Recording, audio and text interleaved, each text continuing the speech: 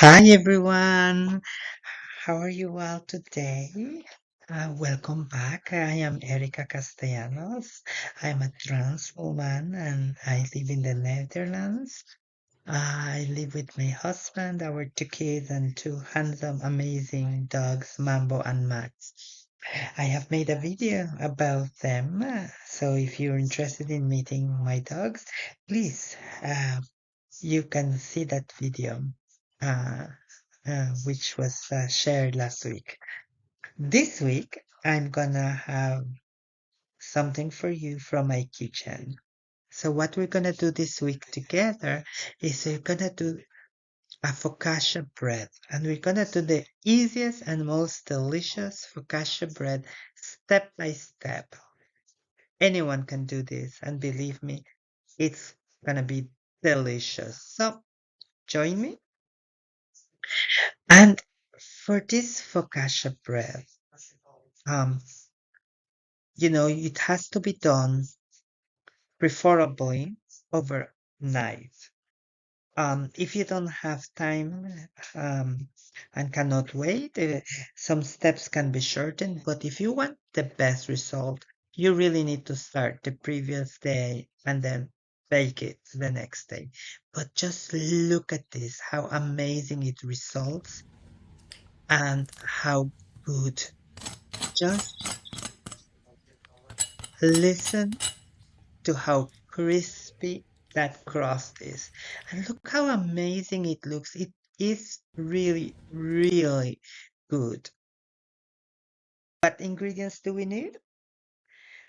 First of all, I recommend that you all weigh the ingredients. If you want the best results whenever making bread, don't go by spoons or cups. Weigh them. It will give you the best result for the best ratio between dry and wet ingredients. Your bread is gonna come out superior. So we need 512 grams of flour, regular flour. You don't need any fancy bread flour or anything. 512 grams of flour, 10 grams of salt, 8 grams of instant yeast. So usually the packages come by 7 grams, so you need a little bit more in total. 455 grams of lukewarm water. Um, and so it's not too hot, but also not cold. You can put your finger in it and comfortably leave it there. It doesn't burn. You will need some butter for greasing, some olive oil for flavor, and optional, I used in this one cherry tomatoes, rosemary, and basil. But you can literally add any topping or no topping. You can make it very simple with just olive oil on the top, or you can just be creative. You can add potatoes, garlic, any herbs that you might think. It depends on your taste, what you prefer, and get creative. The kitchen is about enjoying yourself and being creative and making new things and not be afraid to experiment. So, as I mentioned, the first thing we need to do is weigh our flour. We're going to be weighing 512 grams of flour.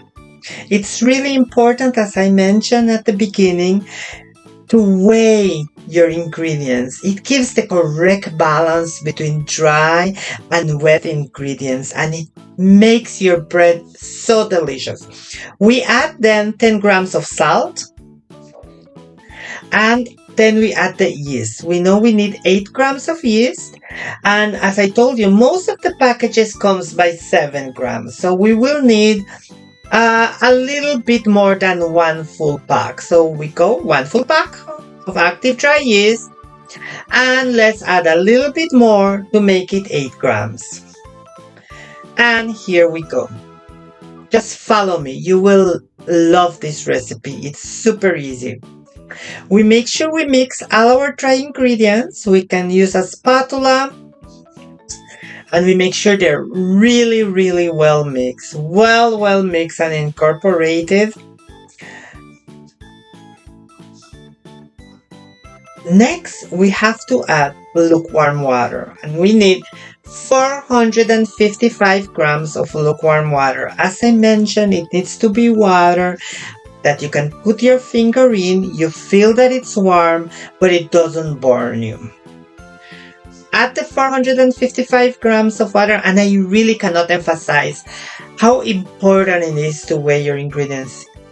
Believe me, your bread is gonna come out so much better. So incorporate everything now. Mix, mix, mix. Make sure that all the flour, all the dry ingredients are hydrated thoroughly. Mix thoroughly with a spatula. You can use a kneading machine if you want, but it's really not necessary for this bread recipe. It's not needed at all. Just a few minutes of mixing with the spatula is gonna do the job. Now you want to make sure you grab everything from the sides and you mix it really good. You see, this is what we want to end up with. A mixture that is really, really wet. Normally we're gonna want more drier mixtures for breads, for other breads. But for this focaccia bread, we really want something that is more on the wet side. So it wouldn't be something manageable like to shape into buns. Well, we've mixed it all good. Now we're gonna add some olive oil, make sure it's all covered with a thin layer of olive oil, and this is gonna give it so much flavor. And now, one of the most difficult parts for me in the kitchen is to put this saran wrap, this plastic wrap on. I always have so much difficulty, and I always see, like in cooking shows and in TV, that people just boom, put it and it's there. So I have discovered that if you wet the sides a little bit, it sticks better. Look at this. Voila! There you go. See how beautiful it sticks? Now, use it. It's a very good tip if you use some water. Now it's nice and sealed, and you want to take it to your fridge. You leave it in your fridge overnight. We want this to be a low rise dough. And rising slowly, it will give it so much flavor. Now, here we are on the next day. Make sure it's 12 hours at least that it is there. We take some butter and we nicely butter a pan, and we add 1 tablespoon of olive oil at the center of the pan. This is not only so that it doesn't stick, but for flavor. We deflate our dough, which has risen very nicely, using 2 forks and pulling from the sides inwards. We take our dough and we put it in our baking form. We bake in our baking pan. It's nice and lovely dough, and as you can see, it's a kind of very wet, sticky dough. So make sure you put some oil on your fingers so that the dough doesn't stick to your fingers. Stretch it in your baking pan so that it covers the baking pan uniformly. Yes, you can already see how beautiful and elastic this dough is, and it has gotten so much body. In the meantime, we're gonna give it a second rise. The second rise is gonna be between 1 and 2 hours. In the meantime, let's go to our garden to get some herbs. We're getting basil and thyme and rosemary and some cherry tomatoes. And look how beautiful our dough has come to. It has risen really nice. Time to put the oven on. So we put at 50% steam. I have an ANOVA oven which you can bake with steam. If you don't have one, just put a pot with water for the first 15 minutes, right? So put oil on your fingers, and now you make this very characteristic dentures with your fingers. Just push your fingers down on the dough and it will give it that nice characteristic of a focaccia bread. Now, I recommend you cut your cherry tomatoes in half. You don't have to, but I love to. And you spread your cherry tomatoes on top of the dough. Look how much air and how gorgeous that dough is. This is gonna be an amazing bread. Oh, good. I cannot wait until it's ready. And then you take the leaves. I have lemon mint, basil, rosemary, and thyme. All of them are gonna go in there, and it's gonna give this focaccia bread so much flavor. It's gonna be delicious. So cut your ingredients. Then and the basil is it. This is dwarf basil, so it's a small basil leaves. So I'm just plucking them from the stems and putting it all over, just spreading them around on my bread. And the aroma, this basil is so aromatic. It smells. All the kitchen is just so. Mm, it has this intense basil smell right now. So it's ready to go into the oven. Remember, you bake at 218 degrees for 30 minutes.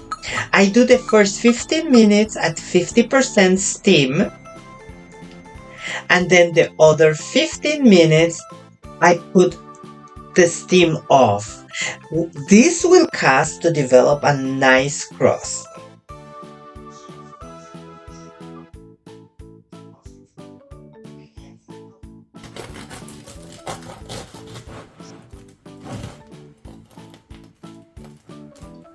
Hear how crispy that came out. Yours will come out very good, just like this. Just follow the steps. Enjoy.